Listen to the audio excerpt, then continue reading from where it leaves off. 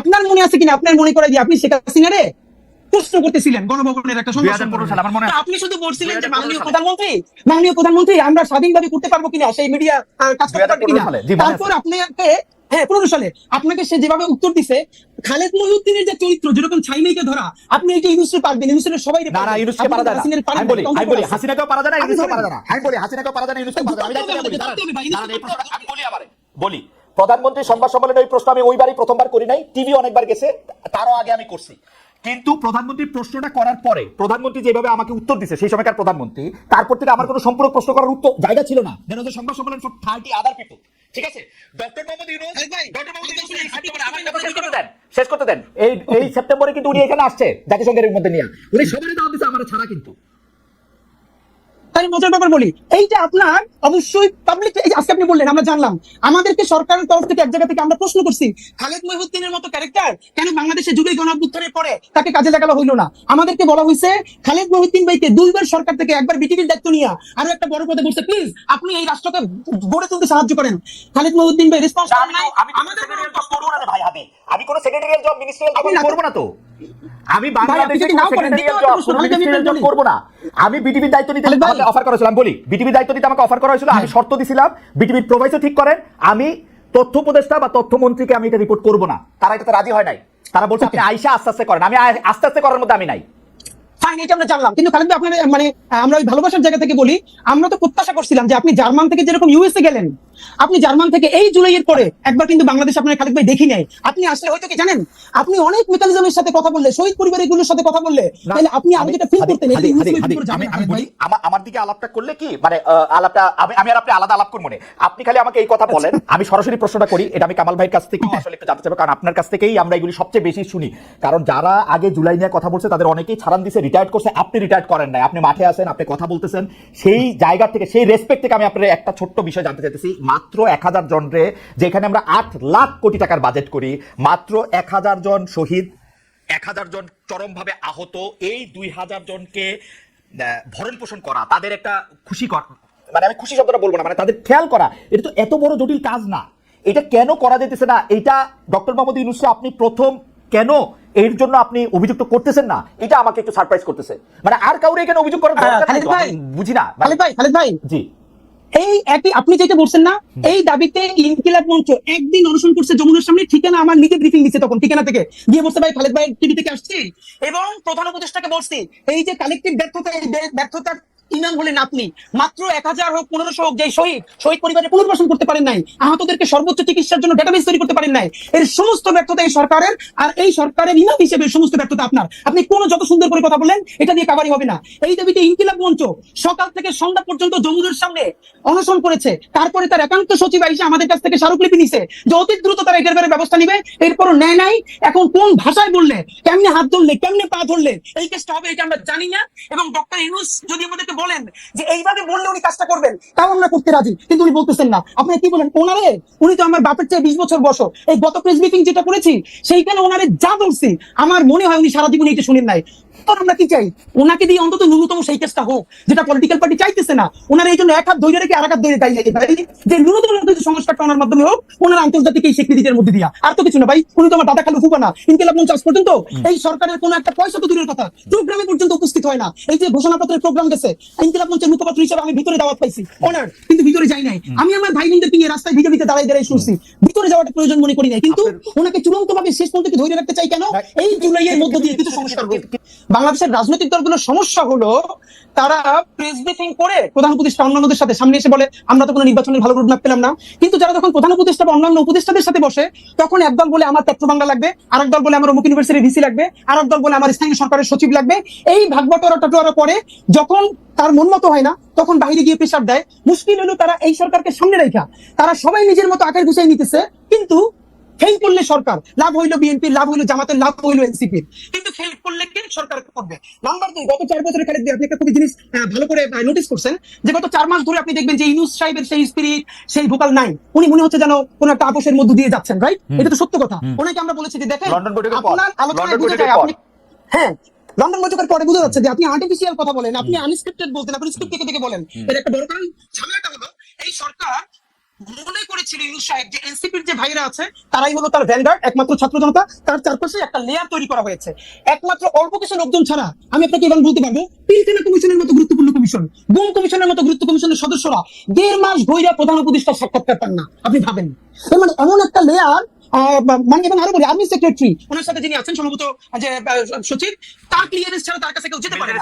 তো এই যে ক্লিয়ারেন্স সরি এটা হওয়ারই কথা, মানে সরকার প্রধানের হওয়ারই কথা, কিন্তু ভাই আপনি দেখেন গুম কমিশনের মতো একটা সিরিয়াস কমিশন, পিলখানা কমিশনের মতো একটা সিরিয়াস কমিশনের মেম্বার যদি তার সাথে 10 মিনিট কথা বলতে না পারেন তারা তো কাজ শেষ করে যাবেন। এর মানে হলো তার চারপাশে এরকম একটা বলয় তৈরি করা হয়েছে। এই বলয়টা আমরা বলেছি বারবার ভাঙেন। এই বলয়টা না ভাঙলে আপনি যেটা মাসুদ ভাই বলছেন যে উনি বাংলাদেশের মানুষকে চিনেন না, দেখেন উনি বাংলাদেশের মানুষকে চিনছিলেন দিয়ে গ্রামীণ ব্যাংকে সফল করতে পারছেন, কিন্তু এই যে ওনাকে ব্র্যাকেট বন্দি করতেছে কারা? রাজনৈতিক দলগুলো। কিরকম?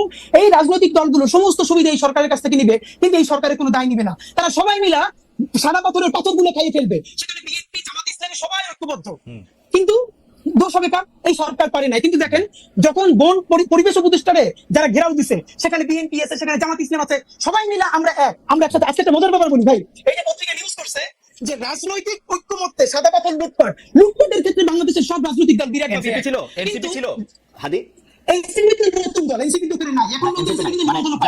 জামাত বিএনপি জাতীয় পার্টি মিলা, জামাত বিএনপি জাতীয় পার্টি মিলা করছে, তারা মিলে এই লুটপাটটা করতে চাইতেছে। এখন আমাদের যেটা মুশকিল, আমরা ভাই নির্বাচনের আগে ঠিক কি চাইতেছি, আমরা বলছি এই নির্বাচন ফেব্রুয়ারিতেও লাগে না, এই নির্বাচন চাইলে ডিসেম্বরেও করা সম্ভব।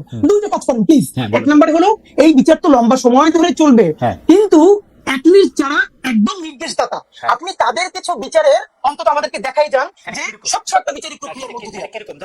ধরেন আমি সর্বশেষ দেখি যে সর্বশেষ প্রধানমন্ত্রী সহ আরো কয়েকজনের বিরুদ্ধে বিচার প্রক্রিয়া সাক্ষ্য গ্রহণ শুরু হয়েছে। এটাকে আর কিভাবে এক্সপেরিমেন্ট করা যায় আপনার কাছে কি মনে হয়? আরে ভাই এটা দেখেন, এই যে ট্রাইব্যুনাল 2 এইটা গঠন হয়েছে কিছুদিন আগে, অথচ আমরা এই সরকার গঠন হওয়ার সাথে সাথে বলছি ট্রাইব্যুনাল 2 কেন? আপনি একজন শিক্ষক মানুষ, আপনি এটা বলেন মামলাটা তো রেডি হইতে সময় লাগে। এইটা একটা এত বড় মামলা আপনি যেন তেন প্রকারে রেডি করেন, পরে সরকার আসলে বা অন্য কেউ আসলে অন্য কারো বাজে ইন্টেনশন থাকলে এটা তো টিকবে না।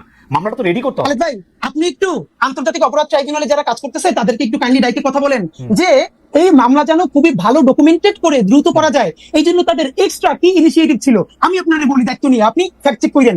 এই যে আইসিটি করা হয়েছে, তাদের সাথে পুলিশ দেওয়া হয়েছে না, সব থেকে দুর্বলতম পুলিশ, যার কান্দা থেকে বন্দুক খুলে পড়ে আমাদেরকে বলতেছে সেখানকার সদস্যরা। এমনও হয়েছে যে অপরাধী ধরতে গেছে পুলিশ দৌড়িয়ে পারে না, তো এই যে আন্তর্জাতিক অপরাধ ট্রাইব্যুনালের যে টিম তারা দৌড়ে আসামি ধরতেছে। কিরে ভাই, ওকে, মানে আমি আমাদের অনেকে আপনাকে এই প্রশ্ন করেছেন, আমাদের গবেষক দল একটি আপনাকে প্রশ্ন করেছেন যে 5 আগস্ট ডক্টর ইউনূস জুলাই ঘোষণাপত্র পাওয়ার পরে এনসিপি বা বাংলাদেশ গণতান্ত্রিক ছাত্র সংসদ এবং এমনকি আপনাদের মধ্যে এক ধরনের মনোমালিন্য, ঘরের মধ্যে মশারি কেউ কেউ বলতেছেন, দলের মধ্যে দল, আপনারা আলাদা হচ্ছেন নাকি আপনারা এক হচ্ছে, সেরকম অনেক কথা বলছেন। আপনি ব্যাপারটাকে আসলে কিভাবে দেখেন? প্রশ্নের মধ্যে আরো প্রশ্ন করেছেন, শুধু আপনাকে দর্শকরা এই প্রশ্নটাও করেছেন যে আপনি এনসিপিতে যান নাই কেন? আপনি নাগরিক কমিটিতে থাকলেন, এনসিপি যখন হইলো তখন আপনি গেলেন না কেন? আচ্ছা এটা আমি বলতেছি, এটা আমি ফেসবুকে অনেক আগে ক্লিয়ার করছি, তারপর আমি আপনাকে একটু বলি। যেহেতু প্রশ্নটা আসেন আমি ভাবছি আপনি হয়তো প্রশ্নটা করবেন, আমি একটু আপনার মাধ্যমে মাসুদ ভাইকে একটু কাইন্ডলি প্রশ্ন করে রাখতে চাই। আমি পুরোটা দেখি নাই, বাট যেহেতু ইউটিউবে প্রচুর ছড়াচ্ছে থাম্বনেল দেখে দেখেছি যে মাসুদ ভাই বলেছেন যে আসলে আওয়ামী লীগ ছাড়া এই নির্বাচন ইনক্লুসিভ হবে না।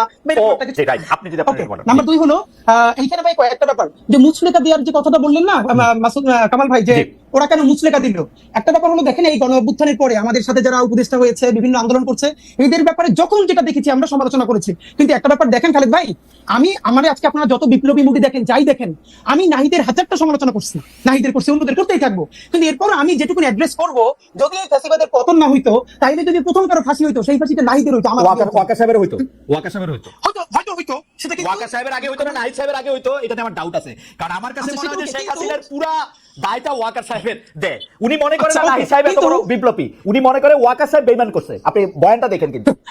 আচ্ছা ওকে, সেটা যেটাই হোক, কিন্তু সিভিলিয়ানদের মধ্যে, কারণ নাহিদ যেদিন 3 দফা মানে 1 দফায় ঘোষণা করেছে, সেদিন কিন্তু তার মৃত্যুর পরোয়ানা জারি মানে সে স্বাক্ষর করেছে। এখন এখানে ব্যাপার মুচলেকা দেওয়ার ব্যাপারটা মাসুদ ভাই কেন রিলেট করতে পারবেন আমি আপনাকে বলি। এর কারণ হলো মাসুদ ভাইয়ের উত্তরটা একটু আগে বলছে, আপনাকে বললো না যে ওনাকে আওয়ামী লীগের সময়ও ডিজিএফআই থেকে 2-3 বার চা খাইতে ডাকছে, তুমি জান নাই, কিন্তু কিছু হয় নাই। এর মানে হলো ডিজিএফআই আসলে অত খারাপ না, আমরা যারা খারাপ মানুষ ছিলাম এদেরকে ডিজিএফআই আয়নাগর দিয়ে হেদায়েত করে ফেলছে। কিন্তু মাসুদ ভাই ভাবেন ডিজিএফআই চা খাইতে ডাকতেছে আর মাসুদ ভাই যাইতেছে না, তাও ডিজিএফআই এর কিছু বলতেছে না।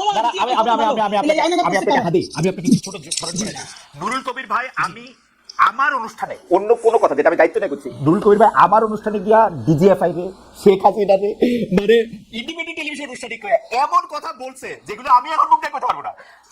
ওই কথা বলার সময় আলাদা অবস্থান ছিল, কামাল ভাইদের একটা আলাদা অবস্থান ছিল, যেটার জন্য একটা সহজ থাকে।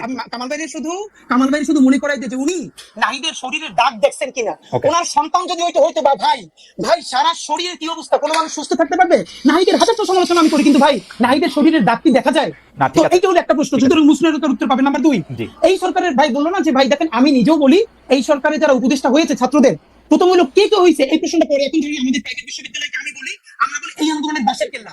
ঢাকা বিশ্ববিদ্যালয় যখন একদম মুক্ত হয়ে গেছে, পুরো আন্দোলন মরে গেছে, তখন এই আন্দোলনকে নতুন করে জীবন দিয়েছে, বাঁচিয়ে রেখেছে প্রাইভেট বিশ্ববিদ্যালয়। কারণ আমার বিষয় রামপুরে আমি আন্দোলনের শুরু থেকে শেষ পর্যন্ত ব্রাকের সামনে, ইস্ট ওয়েস্টের সামনে এই পুরো ঘটনার সাক্ষী যে কি হয়েছে। সুতরাং এখন কথা হলো ভাই, ধরেন 10 জন উপদেষ্টা নিবে ছাত্রদের মধ্যে থেকে, তাইলেও কি সকল প্রাইভেট বিশ্ববিদ্যালয় থেকে একজন করে নেওয়া সম্ভব?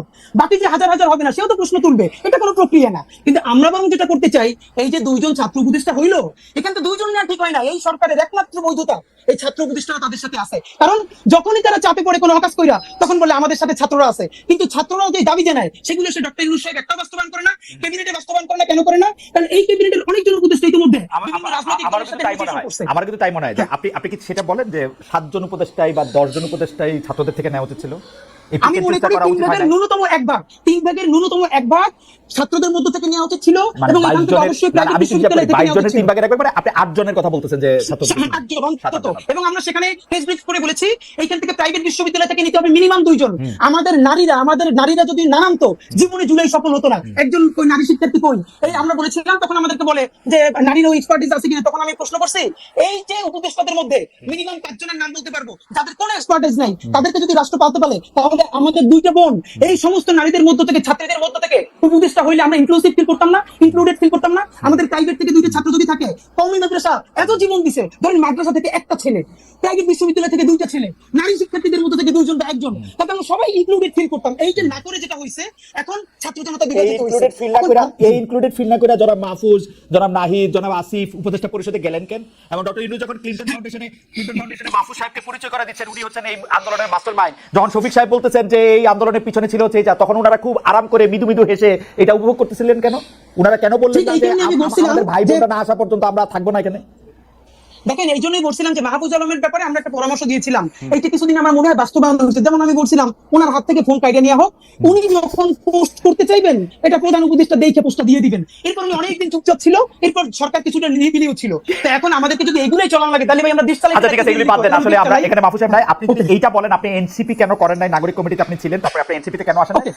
আমি একদম মিনিট 2 মিনিটের মধ্যে যদি আপনি বলেন যে ইনকিলাব মঞ্চটাতে আপনি আসলে কি দেখেন? এটা কি একটা প্রেসার গ্রুপ, এটা একটা মব চালানোর যদি, সেটা কি আসলে কি ভাই কি হইছে? খালেদ ভাই, আপনি যে কাজটা করছেন, এটা হলো প্রতিবাদ জানাই। আপনি মব নিয়ে বলবেন, তো এইজন্য মবের উপর অনেক লেখাপড়া নিয়ে আসছিলাম, 3 পৃষ্ঠার এনসাইক্লোপিডিয়া থেকে শুরু করে সব নিয়ে আসছিলাম। আসলে গোটা মব বলে আপনার সাথে দায়িত্ব নিয়ে বলি, ইনকিলাব মঞ্চ গত 1 বছরে 100-এর উপরে রাজপথে প্রোগ্রাম করছে, সিরিয়াস প্রোগ্রাম। এই অত প্রোগ্রামে ইনকিলাব মঞ্চ কোনোদিন কারো গায়ে হাত দিয়ে তো দূরের কথা 1 টাকার জিনিস নষ্ট করছে? মব যেটা একাডেমিকলি বলে প্রমাণ যদি দিতে পারেন, তাহলে জীবনে আমি আপনাকে তো না জনাব হাতি, আমি আপনাকে বলি, আমি কিন্তু আপনাকে ফলো করি, ইনকিলাব মঞ্চকে ফলো করি। আমি বলতেছি এটাকে আপনি কি বলতে চান, কারণ একটা তো এটা বাংলাদেশের জুলাই অভ্যুত্থান অনুপ্রাণিত বাংলাদেশ পন্থী স্বাধীনতা সংগ্রামের টিকিয়ে রাখার জন্য একটি সাংস্কৃতিক প্ল্যাটফর্ম। যেই সংস্কৃতি আমরা মনে করি যারা আইন নিজের হাতে তুলে নেয়, আপনারা কি আইন যারা নিজের হাতে তুলে নেয় তাদের বিরুদ্ধে আপনারা প্রতিবাদ করেন? কারণ এটাও এখন একটা বড় হাজারবার বলছি। এটা দিয়েও যদি আপনি একটু বলেন। না মানে আপনি ঢাকা বিশ্ববিদ্যালয়ের এক শিক্ষার্থীকে একজন যে তিরস্কার করেছিল, তাকে শাহবাগ থানায় গ্রেফতার করা হলো। এরপর কেউ গিয়ে তাকে মুক্ত করার চেষ্টা করলো। আমরা তাদের বিরুদ্ধে সবথেকে বড় ভূমিকা নিয়েছি। আমরা বলেছি এইসব অসভ্যতা বন্ধ করতে হবে, এবং অবশ্যই যারা মব করতেছে ওদের বিচার করতে হবে। কিন্তু ভাই, এই যে মব যেটা বলি, বাংলাদেশে এখন গুগল সার্চ করলে মব লাগলে খালি 1 বছরের নিউজ আসে। এই মব তো সন্ত্রাস শুরু হয়েছিল রাষ্ট্রীয় পৃষ্ঠপোষকতায় শাহবাগের সময়। দেখেন কোথাও মব বলতেছে না, সেই মব কোথায় এটা আমরা খুঁজতে চাই। না কেউ বলতেছে না, না বললেই কোনো কিছু মব না হয়ে অন্য কিছু হয়ে যায় না। এটা শফিক সাহেবের স্টাইল, মব না বলে সন্ত্রাস বলা, কিন্তু মব আসলে তাই।